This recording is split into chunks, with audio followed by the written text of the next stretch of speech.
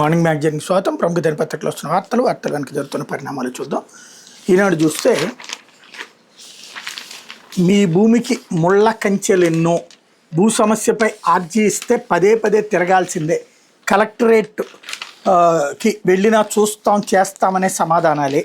3 జిల్లాల్లో రెవెన్యూ క్లినిక్లు పరిశీలించిన ఈనాడు ప్రతినిధులు అధిక శాతం సమస్యలు పరిష్కరించదగినవి, ప్రభుత్వానికి వచ్చే ఆర్జీలో 70% రెవెన్యూకి సంబంధించినవే, అయినా అడుగడుగున నిర్లక్ష్యమే. కాకినాడ గ్రామీణ ఇంద్రపాలెం గ్రామానికి చెందిన అనుపురెడ్డి నాగలక్ష్మికి తల్లి నుంచి వారసత్వంగా శంఖవరంలో వచ్చిన భూమి 47 సెంట్లు ఆన్లైన్ రికార్డులో ఉండాలి. రీసర్వే తర్వాత 39 సెంట్లుగా నమోదు చేశారు. న్యాయం చేయాలని ఆమె తహసీల్దార్ కార్యాలయం చుట్టూ ప్రదక్షిణ చేసినా ఫలితం దక్కలేదు. కలెక్టరేట్ రెవెన్యూ క్లినిక్కి వచ్చారు. సర్వేని పంపి భూమి కొలతలు తీస్తామని చెప్పారు. వైఎస్ఆర్ కడప జిల్లా కాజీపేట మండలం భూమాయిపల్లికి చెందినటువంటి పార్వతమ్మకు సర్వే నెంబర్ 363/5B1లో 35 సెంట్ల భూమి నిషేధ జాబితాలో పడింది. నిషేధ జాబితా నుంచి తొలగించడానికి అభ్యంతరం లేదని క్షేత్రస్థాయి అధికారులు సిఫార్సు చేశారు. కడప ఆర్డీఓ కార్యాలయం దస్త్రం ఆగిపోయింది. తరచూ అధికారులు కలుస్తున్న సమస్య పరిష్కారం కావడం లేదు. గుంటూరు జిల్లా పొన్నూరు మండలం బ్రాహ్మణ కోడూరులో రావినేని శ్రీనివాసరావుకు సర్వే నెంబర్ 469/2A1లో 1.28 ఎకరాల భూమి ఉంది. రైతు పట్టాదారు పుస్తకంలో సర్వే నెంబర్ 469/2 అని నమోదు చేశారు. దీన్ని సరిచేయాలని ఏళ్లుగా తిరుగుతున్నా పట్టించుకోవడం లేదు. ఫలితంగా 4 అన్నదమ్ములు భూ పంపిణీ చేసుకోలేకపోతున్నారు. ఇక్కడ సమస్య ఏంటంటే ఈ సమస్యలు నిజం, ఇంతకుముందు కూడా ఉన్నాయి.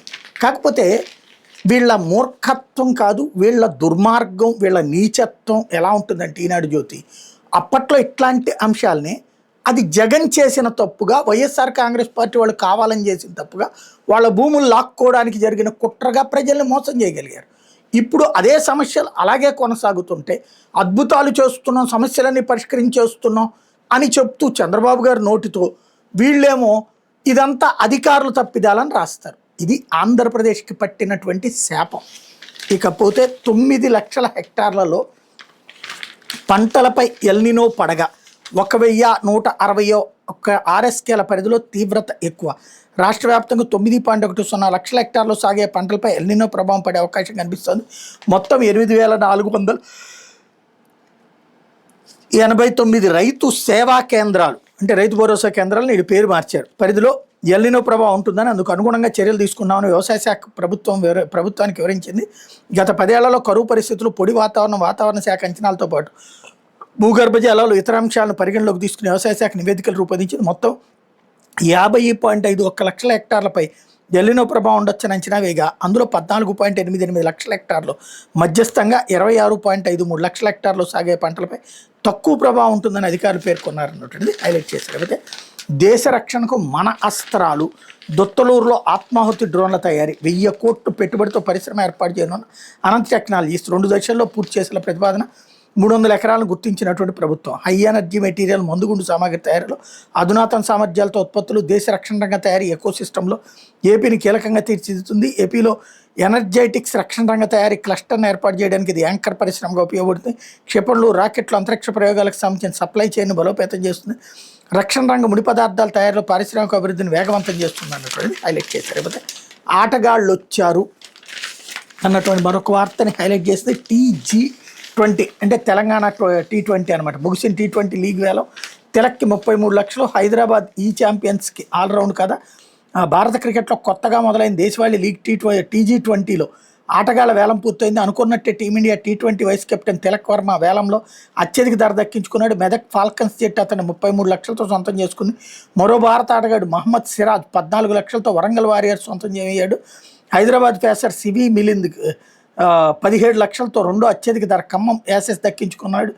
లీగులో అత్యధిక ధర 7.5 కోట్లతో హైదరాబాద్ ఫ్రాంచైజీని సొంతం చేసుకుని హైదరాబాద్ ఛాంపియన్స్గా నామకరణం చేసిన ఉషోదయ ఎంటర్ప్రైజెస్ ఆల్రౌండ్ల మీద దృష్టి పెట్టి సమచోకంతో జట్టును తీర్చిదిద్దుకుంది. ఉషోదయ ఎంటర్ప్రైజెస్ అంటే ఈనాడోళ్ళు ఇప్పుడు క్రికెట్ వ్యాపారంలోకి దిగారనమాట.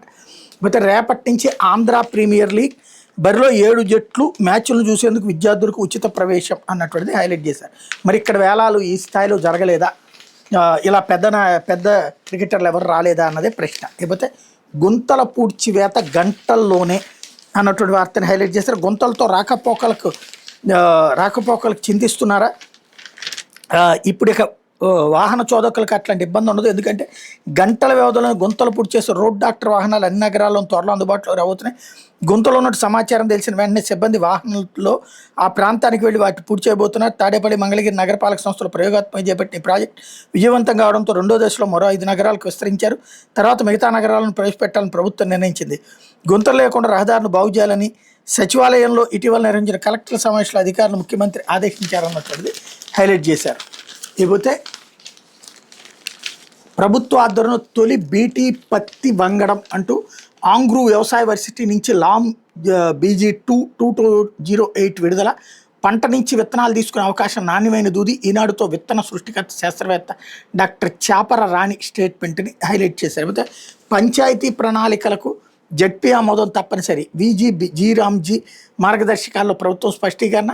గ్రామస్థాయిలో జీరామ్జీ అమల్లో కీలక పాత్ర వహించే గ్రామ పంచాయతీలకు విధులు బాధ్యతల విషయంలో ప్రభుత్వం ప్రత్యేక విధి విధానాలు రూపొందించింది. జడ్పీ ఆమోదించిన ప్రణాళికల నిబంధనలకు లోబడి పనులను అమలు చేయడంతో పాటు పర్యవేక్షణకు ప్రధాన అధికార సంస్థగా పంచాయతీలు వ్యవహరించాలి. పనులు చేసేందుకు ముందుకొచ్చే కుటుంబాల వివరాల నమోదుతో పాటు వాళ్ళకి జాబ్ కార్డులు జారీ చేయాలి. వాటి నిర్వహణలో తగిన జాగ్రత్తలు తీసుకోవాలి. గ్రామ సభల నిర్వహణ, వాటిలో ప్రతిపాదించిన పనులకు సంబంధించిన తీర్మానాలు పంచాయతీలు ఆమోదించి మండల పరిషత్తులకు సకాలంలో పంపాలన్నటువంటి వార్తని హైలైట్ చేశారు. ఇకపోతే సాక్షి వచ్చేటప్పటికి విష ప్రచారం దుర్మార్గం, మేము రైతులం కాదా, సీడ్ యాక్సెస్ రోడ్డుపై ఉండవల్లి రైతుల ఆందోళన, టీడీపీ తీరుపై నిప్పులు చెరిగిన అన్నదాతలు, జగన్ గెలిచిన రైతులపై అసభ్య పదజాలంతో ట్రోలింగ్ సరికాదు, టీడీపీ కేంద్ర కార్యాలయం నుంచే దుష్ప్రచారం కుట్రమలు, 150 యూట్యూబ్ ఛానళ్ల ద్వారా తప్పుడు ప్రచారం, న్యాయం చేయండి అని అడిగితే అభివృద్ధికి అడ్డంకులు అంటారా, సీఎం చంద్రబాబు లోకేష్లు కలవాలని ఎంతగానో ప్రయత్నించాం, అవకాశం ఇవ్వకుండా ఇబ్బంది పెట్టారు, అందువల్ల వైఎస్ జగన్ గెలిచి మా గోడు వెళ్ళబోసుకున్నాం, రాజధానిలో భూములన్నింటికి ఒకే ఘటన కట్టద్దు, ఉండవల్లి ఎకరం డబ్బుతో తుళ్ళూరులో 20-30 ఎకరాలు కొనొచ్చు, భూశాఖ నుంచి ఉండవల్లిని మినహాయించాలని డిమాండ్ అన్నటువంటిది హైలైట్ చేశారు. అయితే సర్కారు మాటలు నమ్మద్దు, రైతులందరూ ఏకతాటిపై నిలిచి పోరాడతాం, ఉండవల్లి రైతులతో డాక్టర్ కన్నారావు నాయుడు అంగుళం భూమిని పోనివ్వకుండా పోరాడదామని పిలుపు అన్నటువంటిది హైలైట్ చేశారు. అయితే పైరవీల రాజ్యం, రాజ్యసభ అభ్యర్థుల ఎంపికపై టీడీపీ జనసేనలో రాజుకున్న సెగలు, తమకు అన్యాయం జరిగిందని ట్వీట్ చేసిన కడప నేత శ్రీనివాసరెడ్డి, వర్లరామయ్యకు మరోసారి మొండి చేయిపై దళిత నేతల అసంతృప్తి, తమ సీనియారిటీని విలువ ఏదని యనమల ఖమ్మంపాటి ఆవేదన అన్నటువంటిది హైలైట్ చేశారు. రాజ్యసభ అభ్యర్థుల ఎంపిక వ్యవహారం ఆ టీడీపీ జనసేనలో కాకరేపుతోంది. చంద్రబాబు తమను నమ్మించి మోసం చేశారని పలువురు టీడీపీ సీనియర్ నేతలు రగిలిపోతుండగా జనసేనలో పైరవీకారులు ఆఖరి నిమిషంలో పార్టీలో చేరి నేతలకు మాత్రమే పదవులు దక్కుతాయని మరోసారి తేటతెలమైందని, ఇలాగైతే పార్టీ ఎలా బలపడుతుందని ఆ పార్టీ నేతల్లో తీవ్ర అసహనం వ్యక్తం అవుతుంది. గత ఎన్నికల సమయంలో అత్యధిక చోట్ల ఆఖరి నిమిషంలో జనసేనలో చేరిన టీడీపీ నేతలకే సీటు దక్కాను, ఇప్పుడు కూడా అదే ధోరణి కొనసాగుతుందని స్పష్టం చేస్తున్నారు. లాబీయిస్ట్ సానా సతీష్, కార్పొరేట్ విద్యా సంస్థల అధిపతి భాష్యం రామకృష్ణ, స్పీకర్ అయ్యన పాత్ర కుమారుడు విజయ్కి పదవుల పందారంపై టీడీపీలో విమర్శలు వెలువెత్తుతున్నాయన్నటువంటిది హైలైట్ చేశారు. అయితే రాజకీయ దుష్ప్రచారంతోనే నాపై, రాజకీయ కుట్రతో నాపై దుష్ప్రచారం, వైఎస్ఆర్సీపీ రాజకీయ సహాయకుడు పిఏ కేఎన్ఆర్ కనీస ఆధారాలు లేకుండా తనపై దుష్ప్రచారం చేస్తూ వ్యక్తిత్వానికి పాల్పడుతున్న టీడీపీ అనుకూల ఎల్లో మీడియాపై న్యాయపరంగా చర్యలు తీసుకుంటామని వైఎస్ఆర్సీపీ రాజకీయ సహాయకుడు పిఏ కె నాగేశ్వరరెడ్డి కేఎన్ఆర్ ప్రకటించారు. ఎల్లో మీడియా దుష్ప్రచారాన్ని న్యాయస్థానం దృష్టికి తీసుకెళ్తాను, చట్టపరంగా చర్యలు తీసుకుంటాను ఆదివారం ఓ ప్రకటనలో పేర్కొన్నారు. తనకు ఏమాత్రం సంబంధం లేని మద్య విధానంపై ఎల్లో మీడియా అబోధ కల్పనతో విష ప్రచారం చేస్తోందని విమర్శించారు. కనీస ఆధారాలు లేకుండా ఎల్లో మీడియా నాపై వ్యక్తిత్వానికి పాల్పడుతూ నేను సీరియస్ జర్నలిస్టును, 2003లో ఒక ప్రముఖ వార్తాపత్రికలో ఎడిషన్ ఇన్ఛార్జిగా పనిచేసి 20 ఏళ్ల కిందట సొంతంగా వ్యాపారాలు మొదలుపెట్టి అప్పటి నుండి చేసుకొస్తున్నాను అన్నటువంటిది హైలైట్ చేశారు. అయితే మా చావులకి కారణం కావద్దు, సచివాలయ ఉద్యోగులపై పనిభారం తగ్గించాలి, తీవ్ర పని ఒత్తిడితో 70 మందికి పైగా ఆత్మహత్యలు చేసుకున్నారు, 15వ తేదీలోపు సమస్యలు పరిష్కరించాలి, లేకపోతే 16 నుంచే ఉద్యమ కార్యాచరణ ప్రారంభిస్తాం, ప్రభుత్వానికి ఏపీ గ్రామ వార్డు సచివాలయ ఉద్యోగులు చేసి హెచ్చరిక. అయితే ఏఐ ఏజెంట్ వస్తోంది, స్మార్ట్ ఫోన్ల ఆపరేటింగ్లో త్వరలో చారిత్రాత్మక మార్పులు, ఏఐ ఏజెంట్లతో ఇకపై స్మార్ట్ ఫోన్ డివైజుల అనుసంధానం, స్క్రీన్ ట్యాపింగ్, స్వైపింగ్ చేయగల సామర్థ్యం వాటి సొంతం, వస్తువుల ఆర్డర్లు దరఖాస్తుల పూరింపు, అపాయింట్మెంట్ల బుకింగ్ కూడా చక్కబెట్టగలవు. ఈ దిశగా పోటాపోటీ వ్యూహాలు రచిస్తున్న గూగుల్, ఓపెన్ ఏఐ ఏడాది చివరిలో విడుదలయ్యే పలు ప్రీమియం ఫోన్లో అందుబాటులో ఫీచర్లు అన్నటువంటిది హైలైట్ చేశారు. అయితే మైనార్టీ తీరకుండానే మనువు, దేశవ్యాప్తంగా 15.9% మంది అబ్బాయిలకు మైనర్ వివాహాలు, బీహార్ రాజస్థాన్ రాష్ట్రాలు అత్యధికం, ఒడిశా నాగాలాండ్ రాష్ట్రాల పట్టణాల్లో అత్యధికం, ఆంధ్రప్రదేశ్లో 9.7% మంది బాలులకు 21 ఏళ్ళు నిండకుండానే వివాహం, NFHSRలో వెల్లడి అన్నటువంటిది హైలైట్ చేశారు. అయితే నేడు ఇండియా జన్బంధన్, జాతీయ స్థాయిలో అధికార ఎన్డీఏకు వ్యతిరేకంగా కాంగ్రెస్ నేతృత్వంలో ఏర్పాటైన ప్రతిపక్ష ఇండియా కూటమి కార్యాచరణ వేగవంతం చేస్తుంది. సోమవారం ఢిల్లీలోని ఇండియన్ క్లబ్లో కాన్స్టిట్యూషనల్ క్లబ్లో ఇండియా జన్బంధన్ పేరు కూటమి సమావేశం జరగబోతుంది. ఈ భేటీకి 23 పార్టీల నేతలు హాజరు కాబోతున్నట్టు కాంగ్రెస్ పార్టీ ప్రధాని గారు జయరాం రమేష్ వెల్లడించారన్నట్టు. హైలైట్ చేశారు. లేకపోతే రాష్ట్ర ప్రభుత్వ ఉద్యోగులు పోరాటానికి సిద్ధం కావాలి. ఉద్యోగులు లక్షలాది రూపాయలు ఆర్థికంగా నష్టపోయి సంక్షోభంలో కొట్టుమిట్టాడుతున్నారు. మారిన పరిస్థితులు, పెరుగుతున్న ధరలకు అనుగుణంగా పే రివిజన్ చేపట్టాలి. ఉద్యోగులకు రావాల్సిన బకాయిలను పే స్లిప్లో చూపాలి. 12వ పీఆర్సీ కమిషన్ తక్షణమే నియమించాలి. AP JAC chairman Bopparaju Venkateswarlu, ప్రధాన కార్యదర్శి వలిశెట్టి దామోదర్ స్టేట్మెంట్ని హైలైట్ చేశారు. లేకపోతే మైనార్టీ తీరకుండానే మనువు. ఏపీలో 9.7% మంది బాలురికి 21 ఏళ్ళు నిండకుండానే ఎన్ఎఫ్హెచ్ఎస్ 6లో వెల్లడి అన్నటువంటిది ఇక్కడ హైలైట్ చేశారు. అయితే కీలక నిందితుడికి సర్కారు రాచిబాట. విదేశాల నుంచి మొలకల చెరువుకు చేరుకున్న జయచంద్రారెడ్డి నకిలీ మద్యం రాకెట్లో కీలక పాత్రధార కేసు నమోదు. అరెస్టుకు ఒక్క చర్య తీసుకుని చంద్రబాబు ప్రభుత్వం చేయాల్సిందంత చేసి ఇప్పుడు రప్పించిన ఆయన. మొలకల చెరువు నకిలీ మద్యం తయారీ కేసులో కీలక నిందితుడు టీడీపీ నేత జయచంద్రారెడ్డి చంద్రబాబు ప్రభుత్వం అండతో దర్జాగా స్వగ్రామానికి చేరుకున్నారు. గత ఏడాది అక్టోబర్ 3 మొలకల చెరువులు నకిలీ మద్యం తయారీ కేంద్రం ఎక్సైజ్ ఎన్ఫోర్స్మెంట్ బృందం బట్టబయలు చేసిన విషయం తెలిసింది. ఈ కేసులో జయచంద్రారెడ్డిని 17వ, ఆయన బావమరిది మంత్రి గిరిధర్ రెడ్డిని 18వ నిందితుడిగా చేర్చారు. వివిధ రకాల మద్యం బ్రాండ్లను పోలిన నకిలీ మద్యం బాటిల్, నకిలీ మద్యం తయారీ సామాగ్రి సహా ప్లాంట్ను అప్పట్లో సీజ్ చేసిన విషయం తెలిసింది. ఈ రాకెట్ బయటపడినప్పుడు విదేశాల్లో ఉన్న జయచంద్రారెడ్డి ఆ తర్వాత ఇక్కడికి రానేలేదు. గత అసెంబ్లీ ఎన్నికల్లో టీడీపీ తమ్మలపల్లి అభ్యర్థిగా పోటీ చేసి ఓడిపోయిన జయచంద్రారెడ్డి ప్రభుత్వ పెద్దలు అండ ఉండడం వల్లే ఆయన అరెస్ట్ చేయాలన్న ఆలోచన పోలీసులకు రాలేదు.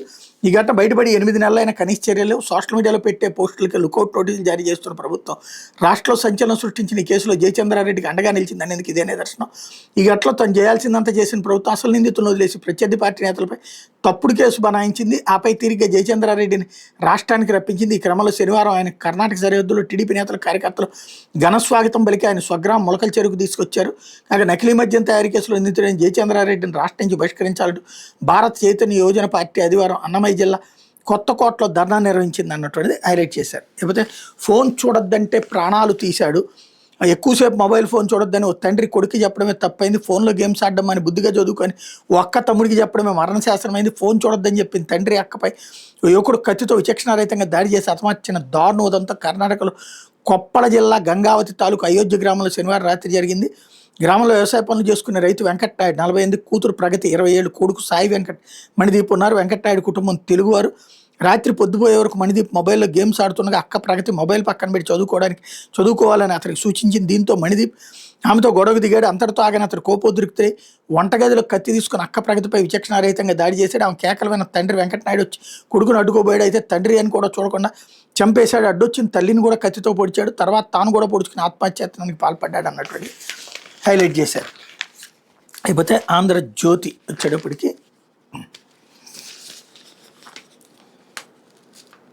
వరుసగా అయితే భాష్యం రామకృష్ణ గారి అడ్వర్టైజ్మెంట్లతో ఈనాడు ఆంధ్రజ్యోతి బాగుపడిపోయి చెరకు ₹1 కోటి వచ్చి ఉంటాయి. అయితే వేగం పెరగాలి, రాజధాని అమరావతిపై ఎన్నో ఆశలు, పట్టాలెక్కించడమే కాదు లక్ష్యం చేరాలి, ప్రభుత్వ చొరవ, చట్టబద్ధత, నిధులు ఓకే, కానీ నిర్మాణ పనుల్లో ఆ జోరేది, భవనాల నిర్మాణాల్లో దాదాపు పురోగతి, రోడ్డు మౌలిక వసతుల పనులు నత్తనడక, 2 ఏళ్లలో రైతుల లేఅవుట్లో పనులు 10% పూర్తి, లక్ష్యానికి దూరంగా రహదారుల నిర్మాణం, దీనికి తోడు రానున్న వర్షాకాలం ఎఫెక్ట్, మరోవైపు తీరాన్ని రాజధాని రైతుల సమస్యలు, మలివిడత భూ సమీకరణపై ప్రభావం.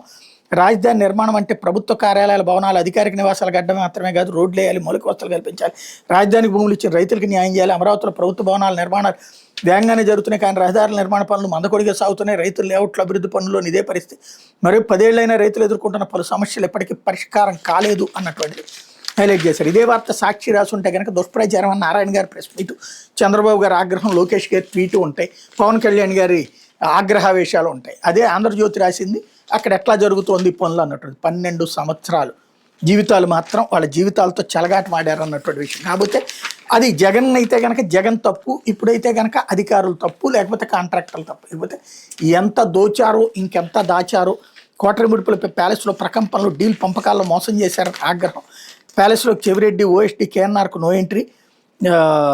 రిటైర్మెంట్ తర్వాత ధనుంజయ రెడ్డి కూడా దూరమే. ఎన్నికల్లో లెక్కర్ సొమ్ము పంచకుండా దాచేసిన చెవిరెడ్డి, భారీగా ఆస్తులు పోగేసుకున్న కృష్ణమోహన్ రెడ్డి, జగన్ పిఏ కేసీఆర్ అక్రమాలు, 100 కోట్ల సొంత దందాలపై వైసీపీ అధినేతకు ఫిర్యాదులు, సజ్జలకు లెక్కర్ నోటీసులు, వరుస పరిణామాలతో వైసీపీ ఉక్కిరి బిక్కిరి అన్నటువంటిది హైలైట్ చేశారు. అయితే ₹1 కోట్లకు చేరువలో మస్క్ 12న ఐపీఓకి రానున్న స్పేస్ ఎక్స్ కంపెనీ, అది విజయవంతమైతే మస్క్ ఆస్తుల నికర విలువ $1 ట్రిలియన్ మార్కు దాటుతుందని అంచనా. అదే జరిగితే తొలి ట్రిలియనీర్గా చరిత్ర. మన కరెన్సీలో సొమ్ము ₹1 కోట్లకు పైమాట. చాలా దేశాల జీడిపి కన్నా మస్క్ సంపద ఎక్కువ. గంటకు 9.5 కోట్ల చొప్పున నిరంతరాయంగా ఖర్చు పెట్టిన మొత్తం ఖర్చు అవడానికి 100 ఏళ్లకు పైనే అన్నటువంటిది హైలైట్ చేశారు. లేకపోతే నేడు ఇండి కూటమి జన్ బంధన్ కాంగ్రెస్ నేతృత్వంలో ఢిల్లీ మిత్రపక్షాల కీలక సమావేశంలో 3 పార్టీలు వస్తాయి.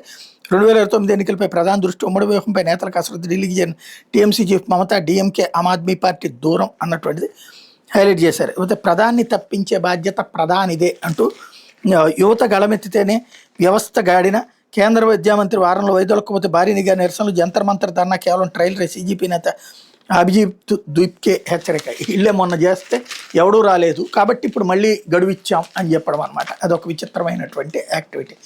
లేకపోతే వేగం పెరగాలి అన్నటువంటి వార్త హైలైట్ అయింది. రాజధాని అమరావతిపై ఎన్నో ఆశలకు సంబంధించి కూటమి ప్రభుత్వం రావడంతో 6 కోట్ల మంది ఆందోళనకారులు రాజధానికి మళ్ళీ కలొచ్చింది. జగన్ ఎలుబడిలో 5 ఏళ్ళు విధ్వంసానికి గురైన అమరావతి మళ్ళీ ప్రాణం వచ్చింది. ప్రధాని మోడీ చేతుల మీదుగా రాజధాని నిర్మాణానికి మళ్ళీ శంకుస్థాపన చేయించడం, గత ప్రభుత్వంలో అర్ధాంతరంగా ఆగిన పనులకు మళ్ళీ పట్టాలించడం, కేంద్రం సాయం చేయడం, రాజధాని పనులే కాక పలు ప్రైవేటు సంస్థలు కేంద్ర సంస్థల కార్యాలయాలకు శంకుస్థాపన చేయడం, వాటికి భూములు కేటాయించడం, పార్లమెంట్లో చట్టబద్ధత కల్పించడం చకచకా జరిగాయి.